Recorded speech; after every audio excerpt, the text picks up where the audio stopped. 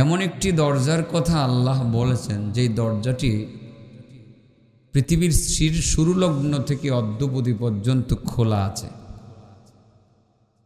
সে দরজা কখনো বন্ধ হয় নাই, কিয়ামত পর্যন্ত দরজা বন্ধ হবে না। চৌকাঠের এক প্রান্ত থেকে আরেক প্রান্তের দূরত্ব হলো ৭০,০০০ বৎসরের রাস্তা। সেই দরজাটি এই যে পৃথিবীর শুরু লগ্ন থেকে খোলা, আজও খোলা, কিয়ামত পর্যন্ত থাকবে খোলা। আল্লাহু আকবার। সে দরজাটা পৃথিবীর প্রতিটা মানুষের জন্য উন্মুক্ত, মুসলিমের জন্য খোলা, অমুসলিমের জন্য খোলা, একজন সাধারণ মানুষের জন্য খোলা, সুশিক্ষিত স্বশিক্ষিত মানুষের জন্য খোলা, পুরুষের জন্য খোলা, মহিলার জন্য খোলা, মুসলমানদের জন্য খোলা, খ্রিস্টানদের জন্য খোলা। আল্লাহ রাসূল বলেন, যে কেউ এই দরজা দিয়ে ঢুকতে চাবে, ইচ্ছা করলেই ঢুকতে পারবে, কেউ বাধা দিবে না। যদি কেউ ঢোকে আর পিছনে ব্যাক না করে, সে এই রাস্তা দিয়ে সোজা জান্নাতে চলে যেতে পারবে। সুবহানাল্লাহ বলেন। এমন একটা দরজার সম্ভাবনার কথা আল্লাহ নিজেও বলেছেন, আল্লাহর রাসূলও বলেছেন। আমরা সেই দরজার সন্ধানে বের হব, শেষ পর্যন্ত এই দরজা দিয়ে ঢুকবো। রাজি আছি না নাই? রাজি আছি? মানুষ তো আসবে, এখন পাগলের মতো আসবে, দরজা দিয়ে ঢুকতে হবে তো ইনশাআল্লাহ। এ দরজা দিয়ে ঢুকলে মুসলমান সহ সারা পৃথিবীর যে কোনো মানুষ সাকসেসফুল, তার আর কোনো বাধা নাই জান্নাতে যাওয়ার। কাফেরও যদি ঢুকে, কেউ জান্নাতে চলে যাবে। সুবহানাল্লাহ বলেন। ইসরায়েলের ওই যে প্রেসিডেন্ট নাম জানি কি, হের বিনিয়ামিন নাকি নেতানিয়াহু, সেও যদি ঢুকে, সেও জান্নাতে চলে যাবে। সুবহানাল্লাহ। বাবাজি, এই দরজা দিয়ে ঢোকার দরকার আছে, ব্যবস্থাটা করে দেব। তাহলে হাদিস শুরু করলাম। হাদিসের শুরু থেকে শেষ পর্যন্ত শুনবেন, চূড়ান্ত পর্যায়ে দরজার ভিতরে ঢুকবেন। এই একটি মাত্র হাদিস আমি বলবো, এটার মধ্যে আমার আলোচনা আমি শেষ করব। এরপরে অন্যান্যদের কাছ থেকে ধারাবাহিক আলোচনা আপনারা ইনশাআল্লাহ শোনার চেষ্টা করবেন। জের ইবনে হুবাইশ একজন তাবেঈ, তিনি গেলেন হযরতে সাফওয়ান ইবনে আসালের দরবারে। সাফওয়ান ইবনে আসাল, সাফওয়ান ইবনে মুআত্তাল, দুইজনই সাহাবী। সাফওয়ান ইবনে আসাল হলেন একজন সাহাবী যার বাবা মধুর ব্যবসা করতেন। আর আসাল মানে মধু, আসাল যে মধুর ব্যবসা করে, এই জন্য তার বাবাকে বলা হতো মধুওয়ালা। মধুওয়ালার পুলার নাম সাফওয়ান, সাফওয়ান ইবনে আসাল। এর দরবারে একজন তাবিঈ গেলেন। তাহলে জির হলেন তাবিঈ, যিনি সাহাবী নন, আর সাফওয়ান ইবনে আসাল হলেন সাহাবী। হযরত সাফওয়ান ইবনে আসাল জির ইবনে হুবাইশকে বললেন, লিমাযা জিতা ইয়া জির? ও জির, তুমি তো সাধারণত আমার কাছে আসো না, আজকে তুমি যে আসলা, আসার কারণ কি? জির বলেন, আসলাম কারণ আছে তো, আসছি কিছু শিখার জন্য। লিআতাআল্লামা শাইআন, কিছু শিখতে আসছি। শিখতে আসার মধ্যে লাভ না লস? আপনারা যারা শিখতে এসছেন, লাভ হয়েছে না লস হয়েছে? 2-4-5টি কথা শিখবেন, এক একটি কথা শিখবেন। শিখেই মাত্র আপনি শিখলেন, মাত্র এক একটি কথা শিখলেন আর শুনলেন মাত্র, প্রতিটা কথার এগেইনস্টে আপনার আমল নামায় অ্যাকাউন্টে জমা হবে 100 রাকাতের নফল নামাজের নেকি। তাহলে শিখতে আসার মধ্যে লাভ আছে তো। আমি যদি 5টি কথা বলি আর আপনি যদি শুনেন আর শিখেন, তাহলে 500 রাকাত নফল নামাজের নেকি আপনি কামাই করলেন নির্দ্বিধায়। বাবাজি, 500 রাকাত নফল নামাজ 1 বছরে কি আদায় করা হয়? আদায় করা হয় না। সেখানে আরেকটা পজিটিভ দিক আছে, সেটা হলো আপনি যদি সেই 5টি কথা শিখে কারো কাছে শেয়ার করেন, ধরেন কোথাও শেয়ার করলেন না, ঘরে গেলেন, আপনার প্রিয়তমা স্ত্রীর কাছে গিয়ে শেয়ার করলেন, তাকে এই কথাটা জানিয়ে দিলেন, এই 5টি কথা জানিয়ে দিলেন, আপনি শিখলেন 100 রাকাত, আরেকজনকে শিখালেন 1000 রাকাত। 5টি কথা শিখলেন 500 রাকাত, 5টি কথা শিখালেন 5000 রাকাত। তাহলে আজকে বাড়িতে ঘুমাতে যাওয়ার আগে স্ত্রীর সাথে শেয়ার করে 5500 রাকাত নফল নামাজের নেকি আপনি কামাই করতে পারলেন। বয়স হয়েছে 50 বৎসরে কি 5500 রাকাত নফল নামাজ আদায় করা সম্ভব হয়েছে? হ্যাঁ, তাহলে শিখতে আসার মধ্যে কল্যাণ আছে না নাই? তো যারা আসছে না তারা তো শিখতে পারতেছে না, তারা লসে আছে না লাভে আছে? অনেক লসে আছে। তাড়াতাড়ি আইসা পড়েন আপনারা। হযরতে জির বলেন, সাবজেক্টটা কি যেন, কেন যেন শুরু করলাম আমি বলতেও পারলাম না। আমি তো পকেটের কাগজ বের করি নাই, কেন যেন ওইটা শুরু করলাম। মাঝে মধ্যে আসলে এইভাবে একটা শুরু করে ফেলি। আমি সাধারণত কাগজ দেখে বলি, কাগজ তো আছে আমার পকেটে রেডি, যেটা আমি খুলি নাই, এটাই শুরু করলাম। আমরা আজকে শিখব। জির ইবনে হুবাইশ বলেন যে ভাই সাফওয়ান, তোমার কাছে তো আমি শিখতে আসছি, আমি কিছু শিখব। হযরতে সাফওয়ান ইবনে আসাল বলেন, দারুণ কথা, শিখতে আসছো, তাহলে তো তুমি অনেক ভালো কাজ করেছো। তুমি তো নিশ্চয়ই জানো যে শিখতে ঘর থেকে বের হয়, তার জন্য ফেরেশতারা তাদের নূরের পর যেমন বিছিয়ে দেয়, তাদের জন্য দোয়া মাগফিরাত করতে থাকে সমুদ্রের মাছ থেকে নিয়ে গর্তের পিপিলিকা পর্যন্ত। সুবহানাল্লাহ বিহামদি। তার জন্য দোয়া মাগফিরাত করতে থাকে। তো আপনারা যারা এখানে আসছেন, কিছু শিখার জন্য আসছেন নাকি অন্য কিছুর জন্য আসছেন? শিখার জন্য। তাহলে এই কথা নিশ্চিত যে আপনার জন্য, আপনার আশার প্রতি ফেরেশতারা নূরের পর বিছিয়ে দিয়েছেন। আপনার জন্য ইতিমধ্যেই এক্ষুনি দোয়া করতেছে, কিন্তু এই গর্তের পিপিলিকা থেকে নিয়ে, সমুদ্রের মাছ থেকে নিয়ে গর্তের পিপিলিকা পর্যন্ত আপনার জন্য দোয়া করতে আছে। আপনার মতো ভাগ্যবান মানুষ পৃথিবীতে আর কয়জন আছে? তো আপনি নিশ্চয়ই ভাগ্যবান, আপনি সে দোয়ার ভাগীদার হয়ে গেছেন। সাফওয়ান বলেন, দারুণ খবর ভাই, তুমি শিখতে আসছো। যারা শিখতে আসে তাদের ফজিলত অনেক বেশি, তাদের সম্মান অনেক বেশি। ও ভাই সাফওয়ান, ও ভাই জির, তুমি কি শিখতে আসছো? ভাই শিখতে আসছি যে শীতের দিন এসে গেছে, শীতের দিন তো এসে গেছে। আসলে আমিও আজকে প্রথম মোজা পড়লাম, এমনিতে শুরু করলাম। এইবার সিজনের প্রথম মোজা আজকে আমি পায়া দিলাম, আজকে ইচ্ছাকৃতভাবে পায়া দিয়েছি। তখন হযরতে জির বলেন যে ভাই শীতের দিনও এসে গেছে, তুমি তো নবীর কাছ থেকে অনেক কিছু শিখেছো, জেনেছো। মোজার উপরে মাসেহ করার বিধান সম্পর্কে নবীর কাছ থেকে তুমি কিছু শিখেছো বা জেনেছো? যদি জেনে থাকো কিভাবে মোজার উপরে মাসেহ করা যায়, এই বিষয়ে তুমি আমার কাছে কিছু বলবা কি? সাফওয়ান বলেন, দারুণ খবর, তুমি তো ভালো কথা বলছো, নবীর কাছ থেকে আমি শুনেছি। রাসূল বলেছেন যে মুসাফির মোজার উপরে মাসেহ করবে 3 দিন 3 রাত, আর মুকিম মোজার উপরে মাসেহ করবে 1 দিন 1 রাত। মুসাফির তার মানে আপনি সফরে বের হয়েছেন, অনেক দূরে গেছেন, প্রচণ্ড শীত, পানি বারবার পায়ের মোজা খুলে অজু করা বড় কঠিন। একবার অজু করে মোজাটা পরে ফেললেন, 3 দিন 3 রাত পর্যন্ত আপনার আর মোজা খুলতে হবে না। মোজা যদি চামড়ার মোজা হয়, আর যদি সুতার মোজা হয় তাহলে এমন মোটা হয়, উলের মোটা হয়, যাতে দীর্ঘপথ পাড়ি দিলেও মোজা সহজে ছিঁড়ে না। মজবুত মোজা যদি হয়, এই মোজার উপরে আপনি একবার অজু করে আপনি মোজাটা পরলেন, 3 দিন 3 রাত পড়তে পারবেন। উজু করার সময় আর মোজা খুলে আপনার পাও ধৌত করা লাগবে না, শুধুমাত্র হাত হালকা টাচ করে চলে যাবেন পায়ের উপর দিয়ে। 3 দিন 3 রাত আপনার আর কোনো পা খুলে পা ধরতে করতে হবে না। যদি আপনি কোনো সফরে না থাকেন, বাড়িতে থাকেন, বুড়া মানুষ, শীতে কাতর, বারবার পা ধুইলে পা একেবারে বরফের মতো ঠান্ডা হয়ে যায়, আপনি একবার গরম পানি দিয়ে উজু করে মোজা পরে ফেলবেন। পুরা 1 দিন 1 রাত 24 ঘন্টা মোজা খুলে অজু করতে হবে না, মোজার উপরে মাসেহ করে নিলেই চলবে। এই কাজটা পুরুষেরাও করতে পারে, এই কাজটা মহিলারাও করতে পারে।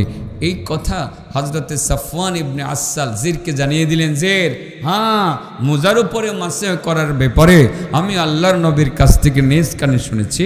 নবী বলেছেন মুসাফির মোজার উপরে মাসেহ করবে 3 দিন 3 রাত, আর মুকিম মোজার উপরে মাসেহ করবে 1 দিন 1 রাত। সাবজেক্ট মনে আসেনি? দরজা। সাবজেক্ট কি? দরজা। দরজাটার এক চৌকাট থেকে আরেক চৌকাটের দূরত্ব কতটুকু? 70,000 বছরের রাস্তা। দরজাটা কি পৃথিবীর শুরু লগ্ন থেকে খোলা, আজকেও খোলা, কিয়ামত পর্যন্ত। কার জন্য খোলা? সকলের জন্য খোলা, ছোট বড় নারী পুরুষ সকলের জন্য খোলা। যে এই দরজা দিয়ে একবার ঢুকবে আর পিছনে বেক করবে না, সে নিশ্চিতভাবে জান্নাতের দিকে চলে যাবে। সুবহানাল্লাহ। দরজার ভিতরে ঢুকাই দিতাম নি আজকে ইনশাআল্লাহ। তুমি রাজি আছো?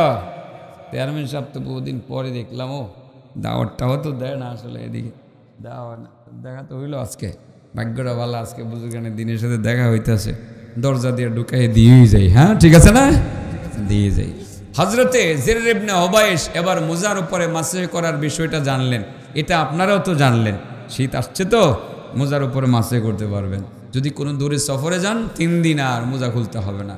শুধুমাত্র অনেক সময় বিভিন্ন জায়গাতে আপনি গেলেন, দেখবেন দাঁড়ায় উজু করা লাগে, পা উঠাইয়া বুড়া মানুষ পা ধুইতে পারে না, তো আপনার ধোয়ার দরকারই নাই। আপনি হাত ধুইবেন, মুখ ধুইবেন, ধুইয়া প্রথম যে একবার উজু করে গেছিলেন এটা নিয়ত করে যাবেন উজু করে গেছিলেন, আর দরকার নাই। এবার চেয়ারে গিয়ে বসবেন, বৈশাখালে পায়ের উপর দিয়ে হাতটা মোড় দিয়ে থুয়ে দিবেন, ইনশাল্লাহ আপনি 3 দিন পর্যন্ত আপনার চলবে, আর কিচ্ছুই লাগবে না। বিষয়টা ক্লিয়ার? মাসালাটা অজানা না? অজানা ছিল নাকি? হয়তো বা 2-1 জন জানেন না, কিন্তু অনেকেই বিষয়টা জানেন। আজকে একটু ভালোভাবে জানলেন, ইচ্ছা করলে এটার উপর আমল করতে পারেন। এবং যেহেতু আল্লাহর বিধানে আছে, এটা মাঝে মধ্যে আমল করা উচিত বলেও আমি মনে করি। যেহেতু আল্লাহ সুযোগ দিছে, সুযোগ কেন আমি নেব না? আল্লাহ সুযোগ দিছে, আমার সুযোগ নেওয়া উচিত, ঠিক না? আমি ঠিক এই সুযোগটা নেব। তারপরে হযরত সাফওয়ান বলেন, ভাইজির আরেকটা কথা তোমারে বলি, আল্লাহর নবী রাহমাতুল্লিল আলামিনকে নিয়ে যাচ্ছিলাম দুর্গম পথ দিয়ে, জঙ্গলের পাশ দিয়ে যখন যাচ্ছিলাম, জঙ্গলের ভিতর থেকে একজন গ্রাম্য ব্যক্তি বের হয়ে আসলো। বের হয়ে এসে আল্লাহর নবীকে ডাকতে শুরু করলো, মোহাম্মদ তুমি থামো, তোমার সাথে কথা আছে। মোহাম্মদ তুমি থামো, তোমার সাথে কথা আছে। মোহাম্মদ তুমি থামো, তোমার সাথে কথা আছে। যখন এইভাবে নবীকে ডাকতেছে, আমার কাছে বড় খারাপ লাগতেছিল। সাফওয়ান বলে যে আল্লাহর নবীকে অভদ্রভাবে ডাকা, এটা সহ্য করা যায় না। সম্মানিত মানুষকে সম্মানের সহিত ডাকতে হয়। এইভাবে গ্রাম্য মানুষ যেইভাবে ডাকতেছে নবীকে, আমার বড় অপমান বোধ হলো। হযরতে সাফওয়ান বলেন, আমি বললাম, এই গ্রামের ব্যক্তি সাবধানে কথা বলো, তুমি জানো না উনিকে? উনি আল্লাহর নবী, ওনাকে সম্মান করে কথা বলো। তুমি মোহাম্মদ মোহাম্মদ বলে বলে ডাকতেছো, তোমার কি একটু লজ্জা হয় না? সেই লোক বলে, আমি ডাকমই, তোমার কি? আসলে কথা হলো যে এই লোকটা গরিব মানুষ এবং অশিক্ষিত মানুষ, কিভাবে ডাকতে হবে সে তো আসলে জানে না। এই বিষয়টা মেনে নিতে হবে। অনেক সময় গ্রাম অঞ্চলে গেলে একজন শিক্ষিত মানুষকে কিভাবে সম্বোধন করতে হয় সেটা হয়তো বা অশিক্ষিত মানুষটা ভালোভাবে জানে না, এটা মেনে নিতে হবে। আবার যে লোকটা সত্যিকারই সম্মানী এবং শিক্ষিত মানুষ, অন্যরা যদি তাকে সম্মান না করে, এটাও আরেক ধরনের জুলুম হবে। হযরতে সাফওয়ান বলেন, আমি বড় রাগ করলাম এই লোকটার সাথে। এই মিয়া, তুমি এইভাবে মুহাম্মদুর রাসূলুল্লাহ সাল্লাল্লাহু আলাইহি সাল্লামের সাথে কথা বলছো কেন? তোমার কি কোনো জ্ঞান বুদ্ধি নেই? তুমি লেখাপড়া জানো না? মূর্খ মানুষ, মান সম্মান ইজ্জত প্রদর্শন করে তুমি কথা বলতে পারো না, এইভাবে তুমি কথা বলছো কেন? সেই লোকটা কয়, আমি এভাবে বলবো, তোমার কি হয়েছে? গাওরা টাইপের এটা ফের আল্লাহর নবী কয়, সাফওয়ান তারে আমার কাছে আসতে দাও না, গ্রামের মানুষ বুঝে না। আমার নবী তো ঠিকই বুঝলেন, তাই না? আমার নবী ঠিকই বুঝলেন, তাকে আসতে দাও। আসো, কি বলবা তুমি বলো। মোহাম্মদ, এ তো বলে মোহাম্মদ, কি বলে? নবী বলে না, জানে না, আমার একটু শুনছে মোহাম্মদ মোহাম্মদই ডাকে। কিন্তু সাহাবায়ে কেরাম তো সুন্দরভাবে ডাক দিতেন, ইয়া রাসূলুল্লাহ, ইয়া হাবিবাল্লাহ বলে বলে ডাকতেন। ইয়া রাসূলুল্লাহ, ইয়া হাবিবাল্লাহ বলে বলে সাহাবায়ে কেরাম সম্বোধন করতেন। কিন্তু সেই গ্রাম্য লোকটা বারবার বলছিল, মুহাম্মদ মুহাম্মদ, ও মুহাম্মদ, তোমার কাছে আমার একটা বিষয় জানার আছে। দুনিয়ার কোনো মানুষ যদি কেউ কাউকে ভালোবাসে, আর ভালোবাসার মানুষের যদি তার সাক্ষাৎ না হয়, পরবর্তীতে সাক্ষাতের কোনো সুযোগ আসেনি। বিষয়টা অত্যন্ত গুরুত্বপূর্ণ, মনে রাখবেন। রাহমাতুল্লিল আলামিন বললেন, আল্লাহর বান্দা, একটি কথা পরিষ্কার তুমি মনে রাখবা, আল মারউ মা মান আহাব্বা, যে যাকে ভালোবাসে তার সাথে তার হাসর হবে। বড় সহজভাবে গ্রাম্য ভাষায় আমরা আগে বলতাম, যার সাথে যার মহব্বত তার সাথে তার কিয়ামত। তুমি যদি একজন আলেমকে ভালোবাসো, আলেমের সাথে তোমার হাসর নাসর হবে। যদি একজন ব্যাঙ্গওয়ালার সাথে ব্যাঙ্গের নাচ নাচে তার সাথে ভালোবাসা রাখো, ইদানিং ব্যাঙ্গের নাচ শুরু হয়েছে, মাস্টার নাচে ব্যাঙ্গের মতো, তুলা ব্যাং স্কুলে গিয়ে তুলা ব্যাং করে, আরেকজনে কটি ট্রেডিং সাইকেল চালাই, ফেরিওয়ালা যায় না। কি শুরু করলেন স্কুলে? সব পাগল বানায় ছেড়ে দিব, সব পাগল বানায় ছেড়ে দিব। খালি মাদ্রাসায় ভর্তি করেন ছেলে মেয়েদেরকে, ছেলেটার মাদ্রাসায় ভর্তি করেন, মেয়েটার মাদ্রাসায় ভর্তি করেন। এখন ছেলে মেয়ে ভর্তি করবেন, একটারে কুত্তা বানাইবেন, আর একটার ছাগল বানাইবেন, আর একটার ব্যাং বানাইবেন, আর একটারে ফেলুওয়ালা বানাইবেন। যেই কারিকুলাম চালু করে দিছে, শিক্ষা ধ্বংস করে দিব। আস্তাগফিরুল্লাহ। আরে মাথায় ঢুকলো কি? ওলু ঢুকছে, ওলু। যদি আলেমের সাথে মহব্বত থাকে, আলেমের সাথে হাসর নাসর হবে। যদি জালেমের সাথে মহব্বত থাকে, জালেমের সাথে হাসর নাসর হবে। যদি চোর ডাকাতের সাথে আপনার মহব্বত থাকে, চোর ডাকাতের সাথে হাসর নাসর হবে। জালেমের ঠিকানা জাহান্নাম, সুদখোরের ঠিকানা জাহান্নাম, এবং আরো যে সমস্ত পাপীরা আছে তাদের ঠিকানা হইল জাহান্নাম। আর যদি আলেমের সাথে হাসর নাসর হয়, আলেমের ঠিকানা, সত্যিকার আলেমের ঠিকানা হইল জান্নাত। يقول الله عز وجل يوم القيامة للعلماء يا معشر العلماء إني لم أضع فيكم علمي لأعذبكم قد غفرت لكم ولا أبالي। হাসরের ময়দানে আলেম ওলামাদেরকে আল্লাহ তাআলা সর্বাগ্রে আহ্বান করে বলবেন, ও আলেমের দল আসো, ও আলেমের দল আসো, আলেমের দল তোমরা আসো। আমি তোমাদেরকে এলেম এই জন্য দেই নাই যে আমি তোমাদেরকে আযাব দেব আর শাস্তি দেব। যেহেতু তোমাদেরকে আমি এলেম শিক্ষা দিছি, আমি আযাব দেব না। এলেম আর আযাব একসাথে কোনোদিন অ্যাডজাস্ট হইতে পারে না। যেহেতু এলেম দিছি, আমি কথা দিলাম আমি আযাব দেব না। সবার আগে তোমাদেরকে মাফ করে দিলাম। কদ গাফারতু লাকুম, নিশ্চয় তোমাদেরকে মাফ করে দিলাম। ওয়ালা উবালি, এই ক্ষেত্রে কারো সমালোচনাকে আমি তোয়াক্কা করব না। সে আলেমদেরকে সবার আগে ক্ষমা করে দেওয়া হবে। আলেমদের সাথে যদি মহব্বত রাখা যায়, হাসর হবে আলেমদের সাথে। আলেম যাবে জান্নাতে, আপনিও যাবেন জান্নাতে। হযরত সাফওয়ান ইবনে আসাল বলেন, সেই গ্রাম্য ব্যক্তিটা নবীকে মোহাম্মদ মোহাম্মদ বলতে বলতে নবীর কাছে চলে আসলো। নবীর কাছে এসে বলল, মোহাম্মদ, দুনিয়ার কেউ যদি কাউরে ভালোবাসে, সে ভালোবাসার মানুষটার সাথে যদি তার দেখা না হয়, দেখা করার কোনো সুযোগ আসেনি। নবী বলছিলেন, ও গ্রাম্য ব্যক্তি, বিষয়টা ভালোভাবে অবগত থাকবা। আলমারউ মা'a মান আহাব্বা, যার সাথে যার মহব্বত তার সাথে তার কিয়ামত। একজন আলেমকে যখন ভালোবাসবেন, আলেম প্রথম থেকে ফেসিলিটি পাইতে থাকবে। কবর থেকে তার ফেসিলিটি শুরু হয়ে যাবে। তাও আমার সব আলেম না, সত্যিকার আলেম, ভণ্ড আলেমও আছে, দরবারি আলেমও আছে। যারা টাকা খাইয়া ইমান বিক্রি করে, টাকা খাইয়া নেতৃত্ব পেতে চায়, টাকা খাইয়া বাতিলের সাথে আপোষ করে, তাদেরকে বলে দরবারি আলেম। ওই দরবারি আলেমকে ভালোবাসবেন না, তারা আলেম নামের জালেম, তারা সত্যিকার আলেম না। আমার নবীর ভাষায় তাদেরকে বলা হয় উলামায়ে সু। উলামায়ে সু মানে হলো মন্দ আলেম, খারাপ আলেম। আল্লাহর নবী নিজেই বলেছেন, খায়রুল খিয়ারে খিয়ারুল উলামা ওয়া শাররুশ শিরারে শিরারুল উলামা। আমি এটার অর্থটা সহজভাবে বলি, ব্যাখ্যা করে বলি না।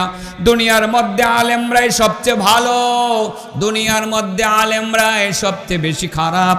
যে আলেম ভালো সে ভালোর মধ্যে অনেক ভালো, যে আলেমটা দুনিয়াদার সে খারাপ, সে কুত্তার চেয়েও খারাপ।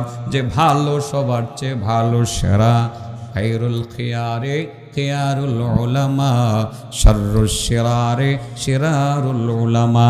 যে আলেম কখনো বাতিলের কাছে মাথা নত করে না, যে আলেম দরবারে আলেম হয় না, যে আলেম হকের উপরে অটল থাকে, যে আলেম সব সময় সত্যটাই বলে, যে আলেম কখনো মিথ্যার প্রশ্রয় নেয় না, যে আলেম কখনো এলেমকে দুনিয়ার বিনিময়ে বিক্রি করে না, যে আলেম কোনোদিন মিথ্যা বলে না, যে আলেম কোনোদিন বেআমল হয় না, আলেম এলেম অনুযায়ী আমল করে, ওই আলেমের ব্যাপারে আল্লাহর রাসূল বলেছেন ইদা মাতাল আলেম, যখন কোনো আলেম মারা যায়, আলেমে হাক্কানি রব্বানি যখন মারা যায়, কবর থেকে তার ফ্যাসিলিটি শুরু হয়ে যায়।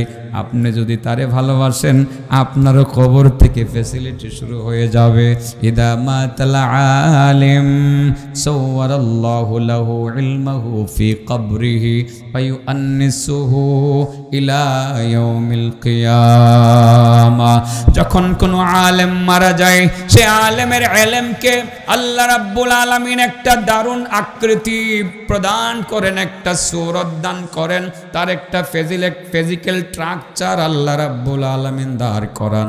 সেই ইলমটা, আলেমের ইলমটা এই আলেমের সাথে কবর পর্যন্ত যাই, কবরে গিয়া ওয়ায়াদরাউ আনহু হাওয়ামাল আরদি, কবরের মধ্যে যত সাপ বিচ্ছু আছে, ক্ষতিকারক কীরা পোকা আছে, সাপ বিচ্ছু আছে, সবগুলোকে ওই আলেমের সাথে যে এলেমটা যায়, ওই এলেমে একটা আকৃতি ধারণ করিয়া সেই সাপ বিচ্ছুগুলোকে নিজের হাতে সরাইয়া দেয়, আর বলতে থাকে সাপ এই আলেম রে তুমি টাচ করবা না, জানোনি আমি কে?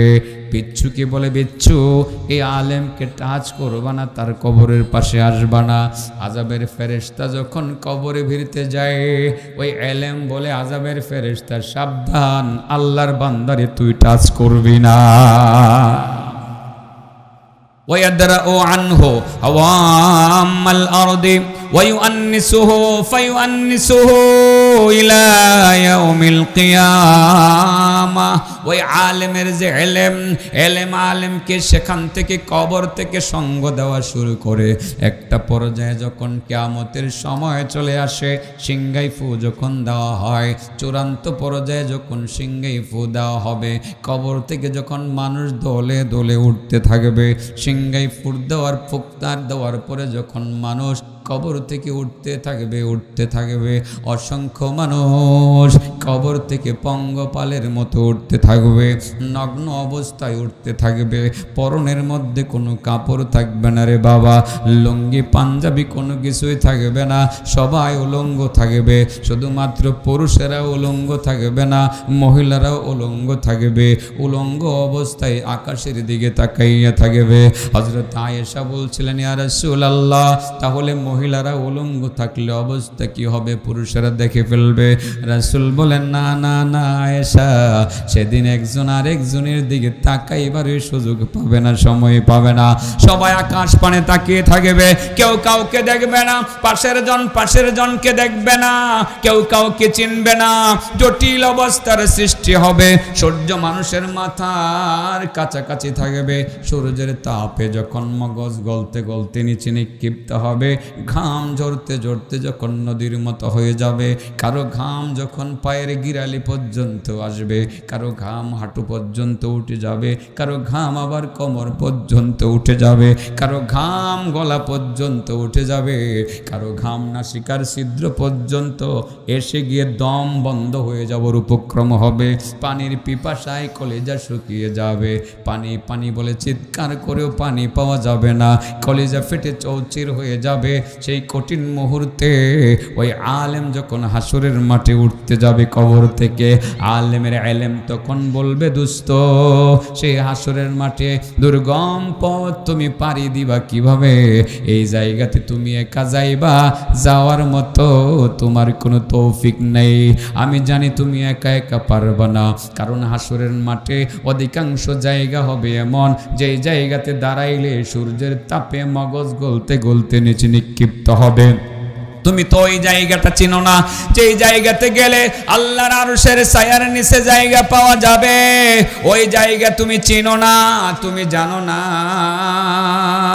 ও আলেম, আমি তোমার বন্ধু, দুনিয়াতে বন্ধু হিসাবে ছিলাম, কবরেও তোমার বন্ধু হিসাবে ছিলাম।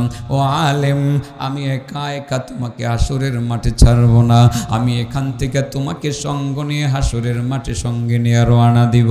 এমন একটা জায়গায় তোমার বসার ব্যবস্থা, দাঁড়ানোর ব্যবস্থা করব, যেই জায়গাতে সূর্যের তাপে তোমার কোনো কষ্ট হবে না। জায়গাটা হবে আল্লাহর আরশের ছায়া।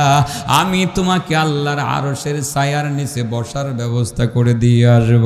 সেখান থেকে আলেমের ইলম তাকে নিয়ে হাসরের ময়দানে হাজির হবে। ফায়ুআন্নিসুহু ইলা ইয়াউমিল কিয়ামা, একেবারে কিয়ামতের দিবস পর্যন্ত তাকে হাসরের মাঠে নিয়ে আল্লাহর আরশের নিচে বসার ব্যবস্থা করবে। আপনি কিন্তু আলেম নন, সেই আলেমটাকে আপনি ভালোবাসতেন, আল্লাহ রাব্বুল আলামিন আপনাকে সেই আলেমের কাছে ওই আরশের ছায়ার নিচে বসার ব্যবস্থা করে দিবে। যার সাথে যার মহব্বত, তার সাথে তার কিয়ামত। মহব্বত আলেমকে না জালেমকে? আবার বলেন, আলেমকে না জালেমকে? আলেমে হক্কানিকে নাকি আলেমে দরবারিকে? দরবারি আলেম কিন্তু যুগ যুগ ধরে ছিল, আপনারা জানেন। আলেমে হক্কানিকে ভালোবাসবো, আলেমে হক্কানির অনুসরণ করব, আলেমে হক্কানির অনুকরণ করব, কারণ আলেমের সাথে থাকবে তার একটা পরম বন্ধু। এই বন্ধু কবর থেকে তাকে সঙ্গে করে নিয়ে হাসরের মাঠে নিয়ে যাইবে। এই বন্ধুটা কে রে বাবা? জানলে আপনারাও তাকে বন্ধু বানাইতে আপনাদের মনে চাবে। পুরান কথা একটু কইলাইতাম, সময় তো গেছে গা, এত লম্বা ওয়াজ করলাম, 40 মিনিট করে লেছি, দেখতে দেখতে 40 মিনিট গেছে হয়ে গেল। পরে আর কি কম যাবো নি 10-12 মিনিট, তাইলে পরে লুয়ে এনে ওনারে, অসুবিধা নাই, আমি গুছাইতার মুখ, আমি আবার গুছাইতে পারি তাড়াতাড়ি, কোনো সমস্যা নেই ইনশাল্লাহ। এটা পারি, যত কম সময় বলবেন ততই আমার লাগে বালা, কমই আমি গুছাইতাম, ওর ফলে তাইলে মসমসা বাজে আমি বালা দিতাম পারি ইনশাল্লাহ। কইলে প্রসিদ্ধ কথা, রাসূল করিম সাল্লাল্লাহু আলাইহি সাল্লামের চাচাতো ভাই ছিল আব্দুল্লাহ ইবনে আব্বাস। আমি বহুবার বলছি, পুরাটা হাদিস লম্বা, হাদিসটা বলবো না, ছোট্ট করে বলবো, আগে পরে বলা হয়ে গেছে। তায়েফে ওনার কবর, উনি যখন তায়েফে ছিলেন উনি ওখানে মারা গেছে। মসজিদ ইবনে আব্বাস নামে মসজিদ আছে, এটা এই হুজুরে যায়, প্রতি বছরে যায় না ভাই সাহেব, জান না? আমিও যাই, এবারও যাবো ইনশাল্লাহ, ভাল লাগে গেলে। সেখানে ওনার কবর। উনি যখন ওখানে মারা যান, আসলে ওনার নিজস্ব কোনো আত্মীয় স্বজন, ঘনিষ্ঠজন, কাছের মানুষ সেখানে ছিলেন না। আরেকজন চাচাতো ভাই আবু জাহেলের ছেলে ইকরামা। আবু জাহেল তো মুসলমান হয় নাই, আবু জাহেলের পুলা ইকরামা কিন্তু মুসলমান হয়েছিল, আপনারা জানেন তো ইকরামা রাদিয়াল্লাহু তাআলা। ইকরামা ছিলেন, আব্দুল্লাহ ইবনে আব্বাস মারা গেছে, দুইজন পরস্পরের চাচাতো ভাই, রক্তের ভাই না। ইকরামা বলেন, ভাই মারা গেছে, মৃত্যু পরবর্তী আনুষ্ঠানিকতার দায়িত্ব আমার কাঁধেই তো অর্পিত হলো, তাহলে ভাইটাকে তো দাফন করতে হবে, আমাকে গোসল করাইতে হবে, জানাজার নামাজ পড়তে হবে, এরপরে কবর দিতে হবে, সব কিছু তো আমাকেই করতে হবে, যেহেতু আমি একমাত্র তার এখানে রক্তের আত্মীয়। দুইজনের তায়েফে আসি, আর তায়েফে থেকেছেন কারণ আছে, আমার নবীর অনেক স্মৃতি, সেখানে নবী মার খেয়েছেন, সেখানে ইসলাম প্রচার করতে হবে, সেই রিস্ক তারা ওখানে নিয়েছেন, দাওয়াতের কাজ তারা নিশ্চয়ই ওখানে তারা করতে পেরেছিল। যখন আব্দুল্লাহ ইবনে আব্বাস তিনি মারা যান, ইকরামা বলেন, আমি তখন আমার ভাইয়ের কাফন দাফনের দায়িত্ব নিলাম, কাফনের কাপড় কিনলাম, তারে গোসল করাইলাম, গোসল করাইয়া কাফনের কাপড় পরাইলাম, পরে জানাজার নামাজ পড়লাম, জানাজার নামাজের ইমামতিটা আমি নিজেই করলাম। জানাজার নামাজের ইমামতি করে গর্ত খনন করলাম, গর্ত খনন করে সেই গর্তের মধ্যে নামাবে কে? কাছের মানুষটাই তো সাধারণত নামায়, আমি নিজের হাতে আমার ভাইটাকে এই গর্তের মধ্যে নামাইলাম।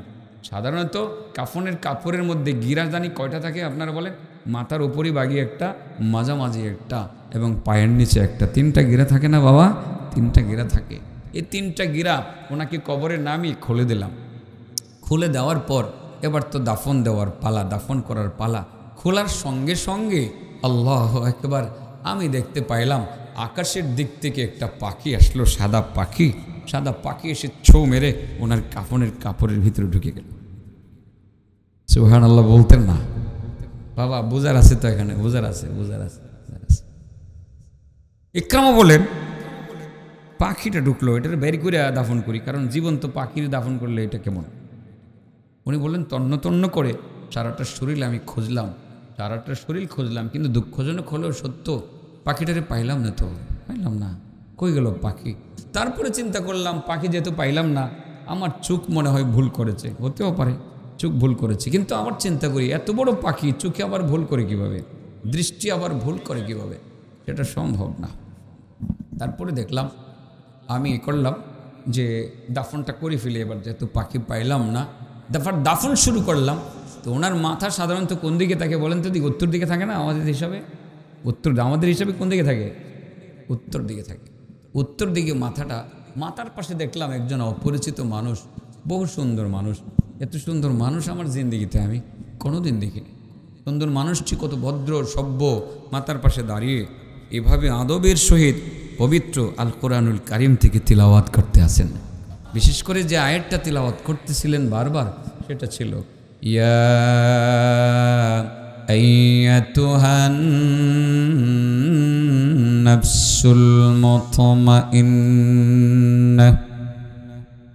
ইরজিই ইলা রাব্বিকি রাদিয়াতাম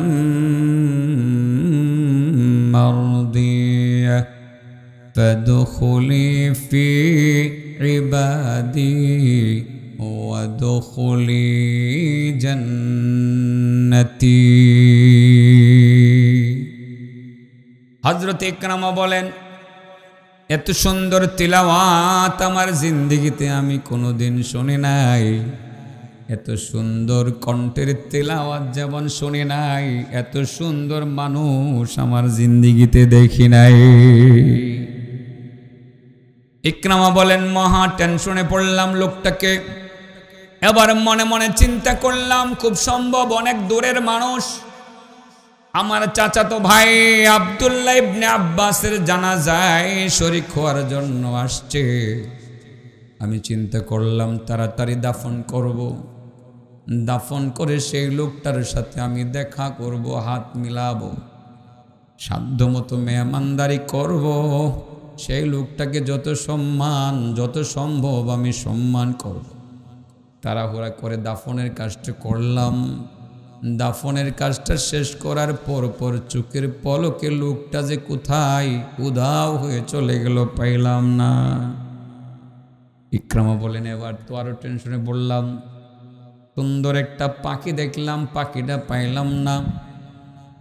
সুন্দর একজন মানুষ দেখলাম, সেই মানুষটারেও পাইলাম না।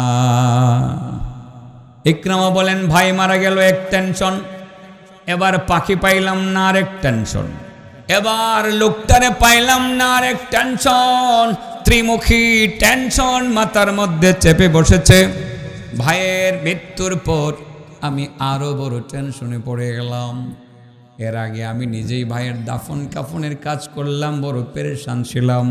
গোসল করানো চারটিখানে কত না পেরেশানি লাগে। একজন মৃতদেহকে গোসল করাইতে কষ্ট লাগে, পানি গরম করতে হয়, বড়ই পাতা সেখানে দিয়ে গরম করতে হয়, নির্দিষ্ট একটা নিয়মে গোসল করাইতে হয়, কাফনের কাপড় পরাইয়া রেডি করতে হয়। এটা বড় নেকির কাজ রে বাবা, নেকির কাজ। কিন্তু আমরা মুসলমান মুর্দা গোসল করাইতে জানি না। যদি মুসলমান জানতো মুর্দা গোসল করানোর মধ্যে লাভ কি, আমার মনে হয় মুসলমান প্রতিযোগিতায় নামা যাইতো গোসল করানোর জন্য। জানেননি আপনারা? কইতামনি। রাসূল বলেন মান গাসসালা মাইতান ওয়া কাতামা আলাইহি গুফিরা লাহু 40 মাররা। যে ব্যক্তি কোনো মুর্দাকে গোসল করাবে, ওয়াকাতামা আলাইহি, গোসল করানোর সময় শরীরে বিভিন্ন স্পট থাকতে পারে, সেগুলো কারো কাছে বলল না, সে গোপন রাখলো, গোসল করাইলো। আল্লাহ রাব্বুল আলামিন 40 বার পর্যন্ত তারে ক্ষমা করে দেন, ক্ষমা না চাইলেও। সুবহানাল্লাহ বলেন। গোসলটা করানোর পরে যদি কোনো গুনাহ হয়ে যায়, মাপ না চাইলেও মাফ, আবার হয়ে গেলে মাপ না চাইলেও মাফ, আবার হয়ে গেলে মাপ না চাইলেও মাফ, এভাবে 40 বার পর্যন্ত ক্ষমা না চাইলেও ক্ষমা করে দেন। সুবহানাল্লাহ বলেন। ওমান কাফানা মাইতান কাসাহুল্লাহু মিন সুনদুসি ওয়াস্তাবরাকিল জান্নাহ, এবং যেই ব্যক্তি কোনো মাইয়িতকে কাফনের কাপড় পরাইয়া দিবে, আল্লাহ তাকে জান্নাতের পোশাক পরাইয়া, নিজের হাতে পরাইয়া আল্লাহ নিজে তারে জান্নাতে ঢুকাইবে। মুর্দা গোসল করানো বড় নেকির কাজ। বাবা, আপনার বাবা মারা গেছে, ইমাম সাহেবের অপেক্ষা করতেছেন, ইমাম সাহেব গেছে কটিয়াদি, 2 ঘন্টা লাগবো। এই 2 ঘন্টা বাবের লাশটারে কেন কষ্ট দিবেন? নিজেই গোসলটা করায় ফেলেন রে বাবা। বাবার গোসল করাইলে নিজের বাবার জন্য দরদ বাড়বে, এটাই স্বাভাবিক, ঠিক না বেঠিক? মুসলমান গোসল করানোর মধ্যে অনেক লাভ। আরে কত বড় বেয়াকুব ছেলেবেলেরা যে মা বাবার গোসল করানোর জন্য দূরের ইমাম খুঁজে, ওটা শিখতে সমস্যা কি? গোসল করাও শিখাও তোমার বাবারে। তোমার বাবা তো টানা 12 বছর তোমার গোসল করাইছে, তেল মালিশ করাইছে। তুমি কত বড় নাফরমান, কত বড় নাশুকুর, কমবক্ত তুমি। তোমার বাবার শেষ মুহূর্তে বিদায়ের বেলায় গোসল করিয়ে তুমি বিদায়টা দিতে পারলা না। তুমি কিসের সুসন্তান হইছো? তুমি কুসন্তান, কুসন্তান। আজকের ছেলেরা বাবাকে গোসলটা পর্যন্ত করাতে জানে না। গোসল করানোর মধ্যে অনেক লাভ আছে না নাই? আছে না নাই? শেষ, আর 5 মিনিটে শেষ করবো। অনেক কথা বলে ফেলছি, ও বক্তা আরও বেশি রয়ে গেছে, বুঝছি আমি। 5 মিনিটে শেষ করতেছি, কোনো টেনশন করবেন না। মনে আসেনি দরজার কথা? দরজার কথা হযরতে আব্দুল্লাহ ইবনে আব্বাসের কাফনের কাপড়ের ভিতরে পাখি ঢুকলো, ইকরামা পাইলেন না। আব্দুল্লাহ ইবনে আব্বাসের মাথার পাশে কোরআন তিলাওয়াত করলো সুন্দর মানুষটা, তাকেও পাইলেন না। ইকরামা বলেন, মহা টেনশন, মহা টেনশনের মধ্যে নিক্ষিপ্ত হয়ে গেলাম, পাইলাম না। দাফনের কাজ শেষ করে চিন্তায় পড়ে গেলাম, ভাই হারাইলাম চিন্তা, এবার পাখি হারাইলাম চিন্তা, এবার সেই লোকটারেও হারাইলাম চিন্তা, চিন্তা, টেনশন, টেনশন আর টেনশন। ঘুমাইতে গেলাম, ঘুম আসে না। হঠাৎ করে ফাইসালা পাইয়া গেছি, সুবহানাল্লাহ বললেন। আর এই পাখিটারেও চিনলাম, সেই মানুষটারেও চিনলাম, ওই পাখিটারেও চিনলাম। পাখি ছিল মূলত আব্দুল্লাহ ইবনে আব্বাসের দৃষ্টিশক্তি, দৃষ্টিশক্তি, দৃষ্টিশক্তি। বগের মতো পাখিটা ছিল, বগের আকৃতি দিয়া দৃষ্টিশক্তি তার ভিতরে ঢুকানো হয়েছে। তার মানে হলো বগের দৃষ্টিশক্তি বেশি। পানির কত ফুট নিচে পুঁটি মাছটা আছে আমরা দেখি না, বগে দেখে, ঠিক না বেঠিক? আব্দুল্লাহ ইবনে আব্বাস তিনি একটা সময় কোরআন পড়তে পড়তে, কোরআনের সাথে মহব্বত রাখতে রাখতে তিনি পড়তে পড়তে অন্ধ হয়ে গেছিলেন। আল্লাহর নবী দোয়া করছিলেন আব্দুল্লাহ ইবনে আব্বাসের চক্ষু ফিরিয়ে দেওয়ার জন্য। আল্লাহর কাছে বলছিলেন, আল্লাহ হাসরের মাঠে যাওয়ার আগে তার দৃষ্টিটা তুমি ফেরত দিয়ে দিও। কবরের মধ্যে আল্লাহ বগের আকৃতি দিয়ে তার দৃষ্টিশক্তিটা ফেরত দিয়ে দিল। আর 2 নম্বরে দেখতেছিলাম একটি মানুষ তার মাথার পাশে দাঁড়িয়ে দাঁড়িয়ে পবিত্র কণ্ঠে কোরআন তিলাওয়াত করতেছে, মধুর কণ্ঠে তিলাওয়াত করতেছে। এত সুন্দর তিলাওয়াত কোনোদিন শুনি নাই, এত সুন্দর মানুষ কোনোদিন দেখি নাই। ইকরামা বলেন, সেই মানুষের তত্ত্ব সন্ধান আমি পেয়ে গেছি। মানুষ তো সে মানুষ না, মানুষ সেই ফেরেশতাও না। সে ছিল আব্দুল্লাহ ইবনে আব্বাসের জীবনের পরম বন্ধু, যেই কোরআন পড়ে তিনি আলেম হয়েছিলেন। কি হয়েছিলেন? আলেম হয়েছিলেন। আলেমকে আল্লাহ সুন্দর একটা আকৃতি দিয়ে দিছিলেন।